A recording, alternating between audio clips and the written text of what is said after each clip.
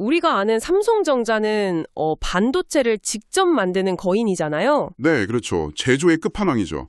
근데 그 엄청난 양의 반도체들을 전 세계 수많은 기기 제조사들한테 막 핏줄처럼 쫙 뿌려주는, 그러니까 숨은 조력자들이 있다는 거 여러분 혹시 알고 계셨나요? 사실 일반 소비자분들은 잘 모르실 수밖에 없어요. 표면에 드러나는 이름이 아니니까요. 맞아요. 지금 여러분이 듣고 계신 스마트폰이나 책상 위의 노트북, 심지어 오늘 아침에 타고 오신 자동차에도 아마 이 회사의 손길을 거친 반도체가 들어있을 확률이 굉장히 높습니다. 네, 거의 무조건 들어갔다고 봐도 무방하죠. 흥미로운 건 이 조력자가 거두어들이는 이익률이 우리가 흔히 아는 단순 유통업의 상식을 완전히 파괴하고 있다는 점이거든요. 숫자를 보면 정말 경이로울 정도입니다. 그래서 오늘은 2026년 인공지능과 고성능 컴퓨팅이 이끄는 반도체 슈퍼 사이클 한가운데서 폭발적으로 체제를 바꾸고 있는 기업, 바로 미래반도체의 실제 데이터를 낱낱이 해부해 보겠습니다. 일단 2026년 반도체 업황 데이터부터 좀 짚고 넘어가야 하는데요. 이건 단순한 수요 증가라기보다는 산업 구조 자체가 거대하게 팽창하는 것에 가깝거든요. 팽창이요? 어느 정도길래요? 시장 규모가 전년 대비 무려 85%나 성장해서 4,021억 달러에 달할 것이라는 전망이 나왔습니다. 와, 85%요?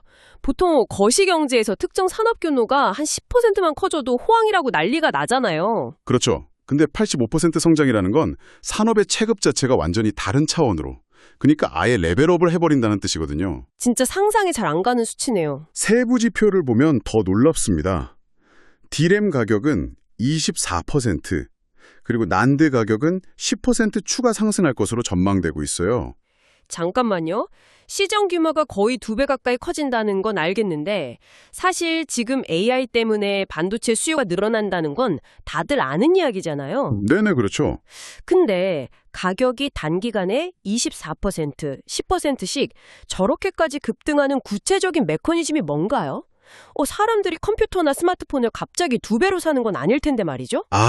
그게 겉으로 드러난 수요중과 이면을 보셔야 합니다. 근본적인 공급 병목 메커니즘이 작동하고 있거든요. 공급 병목이요? 네, 지금 전 세계 AI 서버에 들어가는 HBM 있잖아요.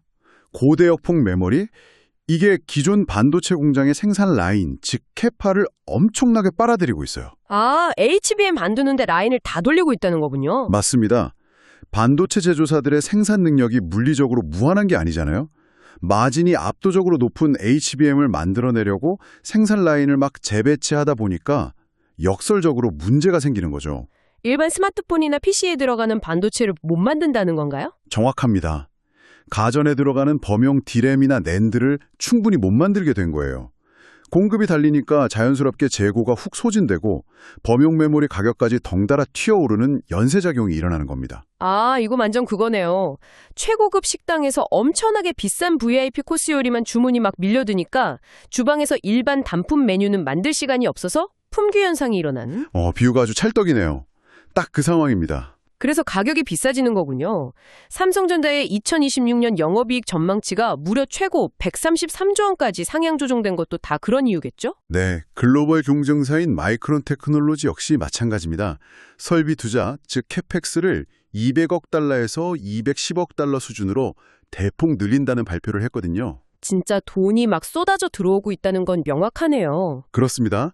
근데 여기서 우리가 파고들어야 할 핵심은 따로 있어요. 제조사들이 이렇게 돈을 쓸어담는 상황이 유통 파트너인 미래반도체의 수익 구조에 정확히 어떤 방식으로 연결되느냐 이거거든요. 그렇죠. 삼성이 돈 버는 거랑 미래반도체가 돈 버는 게 어떻게 직결되느냐? 2026년에 HBM4 양산이 본격화되면 삼성전자 같은 거대 제조사는 초고 부가가치 제품 개발에 역량을 몰빵할 수밖에 없습니다. 주요 빅테크 고객사 응대하기도 바쁘거든요. 그럼 나머지 고객들은 누가 챙기나요? 바로 그 지점입니다. 수많은 중소형 기기 제조사들한테 범용 메모리나 파생 반도체들을 공급하고 기술을 지원하는 역할이 미래 반도체 같은 핵심 벤더사들에게 대거 위임되는 거예요. 와, 시장 파이가 커지는 만큼 유통사가 처리해야 할 물동량이랑 고객 관리 권한이 기하급수적으로 늘어나겠네요. 맞습니다.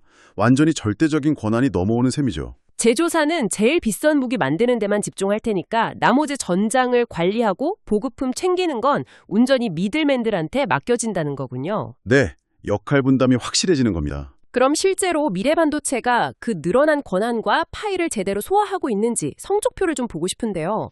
제가 수치를 좀 봤는데 정말 흥미롭더라고요. 숫자가 아주 다이나믹하죠. 네, 2025년 결산 기준 재무 성과를 보면 매출액이 약 6,356억 원으로 전년 대비 30.3% 증가했습니다. 근데 더 놀라운 건 영업이익이에요.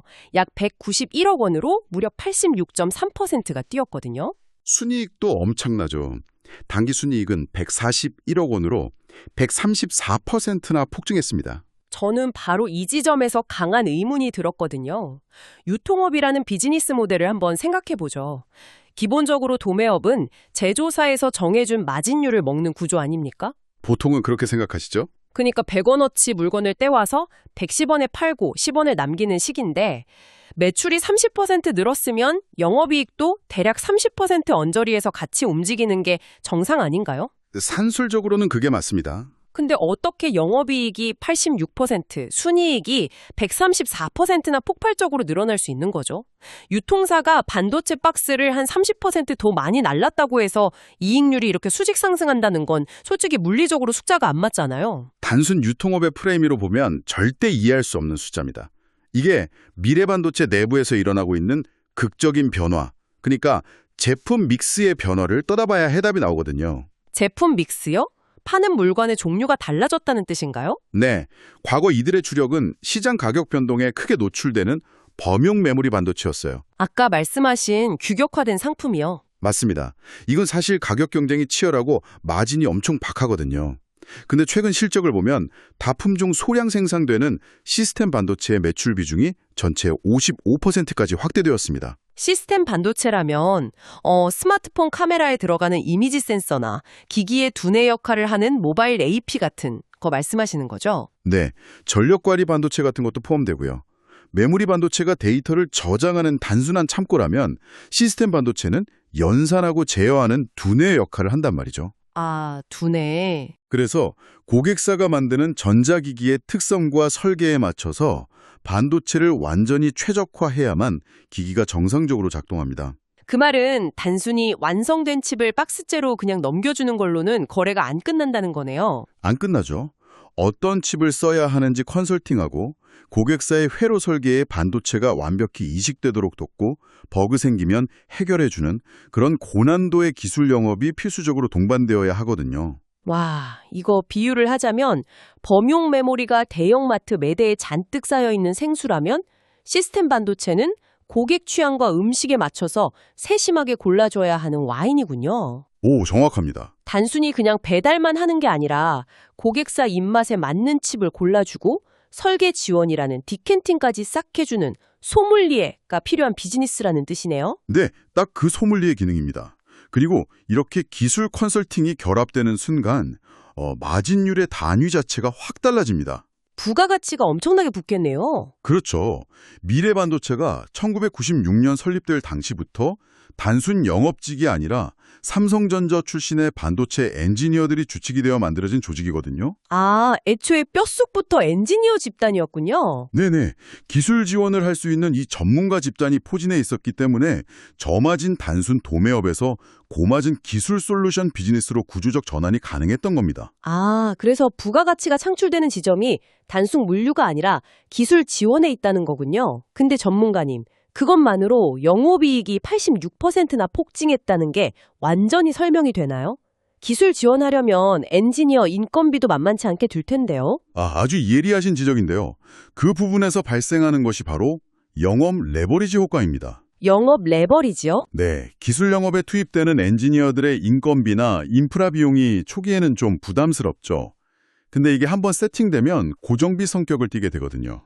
아, 한번 뚫어놓으면 비용이 더 안 든다? 네, 고객사의 신제품 설계에 미래반도체의 솔루션이 딱 채택되는 걸 보통 스펙인이라고 하는데요. 이렇게 스펙인이 되고 나면 그 전자기기가 단종될 때까지 반도체 주문이 계속 밀려 들어옵니다. 와, 앉아서 계속 매출을 올리는 거네요. 그렇죠. 추가적인 비용 투입 없이 반복적인 고머진 매출이 발생하는 구조가 되는 겁니다. 고정비를 넘어서는 순간부터 늘어나는 매출은 고스란히 정말 엄청난 폭의 영업이익으로 찍히게 되거든요. 대박이네요. 매출 30% 증가가 영업이익 86% 성장으로 직결된 근본적인 이유가 바로 이 강력한 로긴 효과와 레버리지 덕분이라고 보시면 됩니다. 와, 그러니까 뼈대부터 근육까지 회사의 체질 자체를 완전히 고수익 구조로 개조했다는 거네요. 이익률이 왜 이렇게 폭발했는지 그 메커니즘이 이제 명확히 이해가 됩니다. 네, 구조적인 체질 개선이죠. 그렇다면 지금의 이 폭발적인 성장을 앞으로도 계속 이어갈 수 있을까요? 현재 주력인 모바일이나 가전시장 외에 다른 곳에서도 이 소믈리에 역할을 확장할 수 있는 새로운 동력이 분명 필요해 보이는데요. 네, 당연히 새로운 먹거리를 찾고 있습니다. 현재 데이터상으로 미래반도체가 적극적으로 촉수를 뻗고 있는 두 가지 명확한 확장 영역이 관찰되거든요.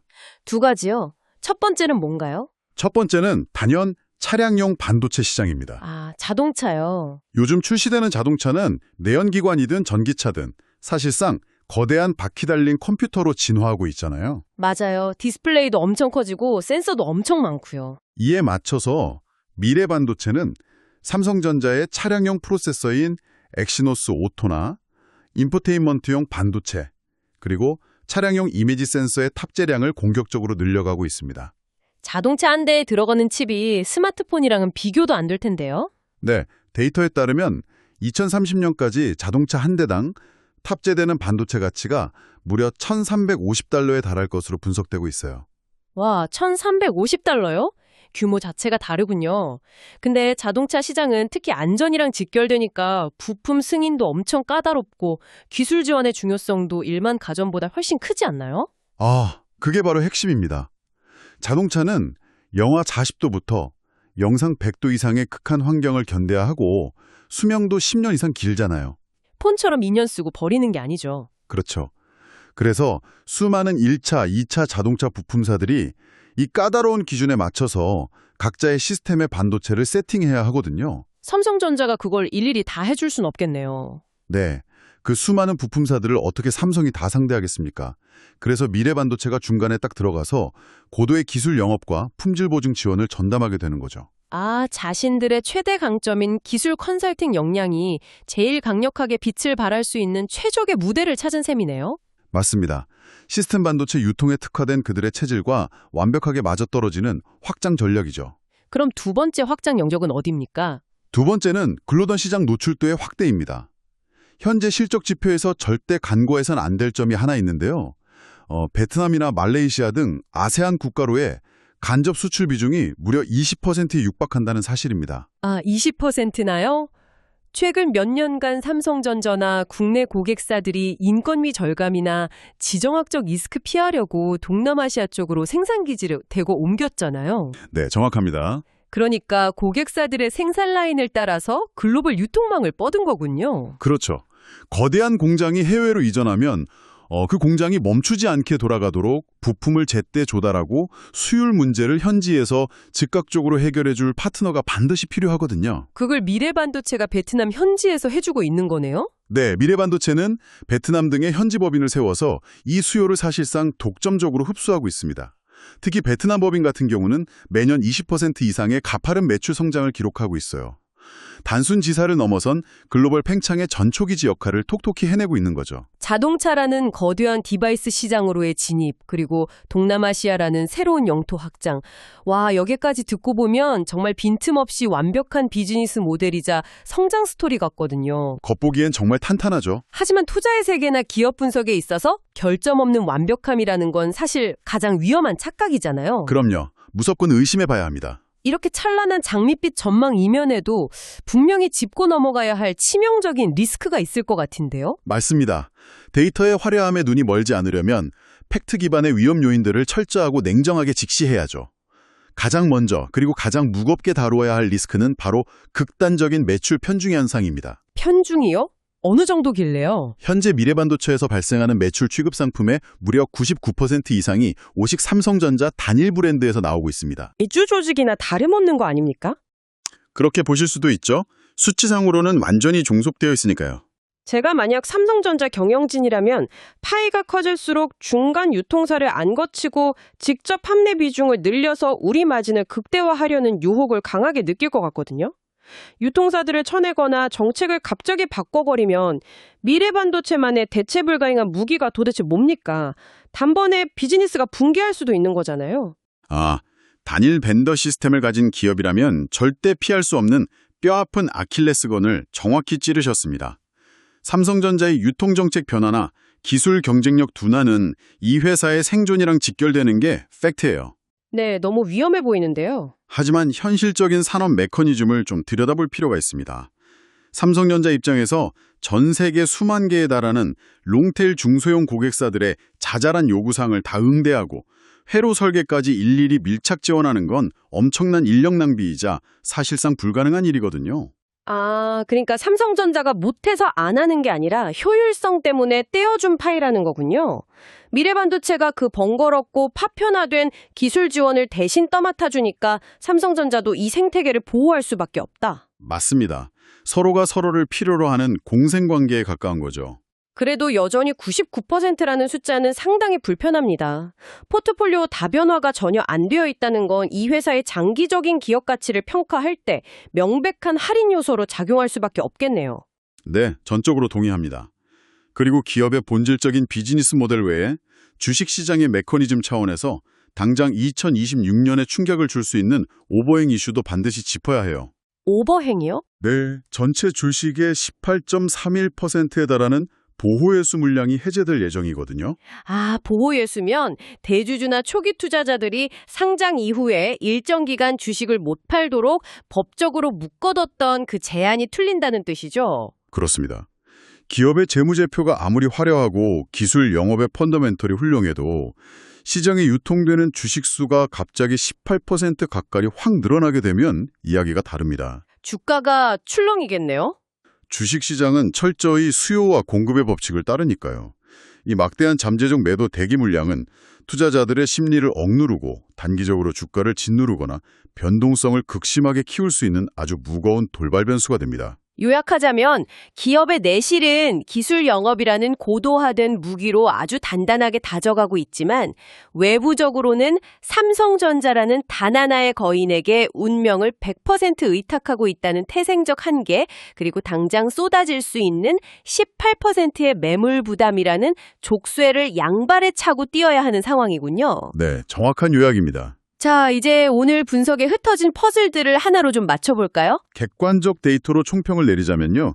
미래반도체는 SAMT, 신성반도체와 함께 국내 3대 삼성전자 유통 파트너로서 확고한 과점체제를 구축하고 있습니다. 삼국지처럼 새 회사가 꽉 잡고 있군요. 네, 수십 년간 쌓아온 기술 레퍼런스랑 자본력 때문에 새로운 경쟁자가 이 시장의 진입 장벽을 뚫는 것은 사실상 불가능하게 가깝습니다. 해자도 확실히 있네요. 네, 물론 단일 벤더 의존도나 수급 리스크라는 약점은 절대 무시할 수 없죠.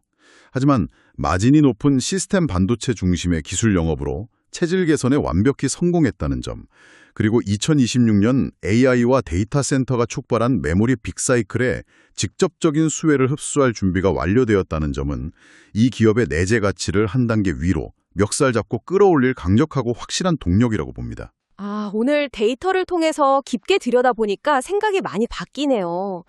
과거 우리가 어렴풋이 알고 있던 반도체 유통사는 그저 공장에서 만들어진 칩을 박스째로 싣고 와서 창고에 쌓아뒀다가 배달해주는 단순한 역할인 줄 알았거든요. 다들 그렇게 생각하시죠? 하지만 이들은 이제 고도로 복잡해진 칩 설계자들과 수많은 전자기기 제조사들 사이에서 서로 다른 언어를 번역해주고 기술의 틈새를 정교하게 메워주는 핵심적인 코디네이터로 진화해 있었습니다. 완벽한 진화죠. 흔히들 반도체 기술이 극도로 미세해지고 고도화될수록 중간 마진을 챙기는 유통업의 입지가 좁아질 거라고 생각하잖아요. 직거래를 할 테니까요. 네, 보통은 그렇게 예상하죠.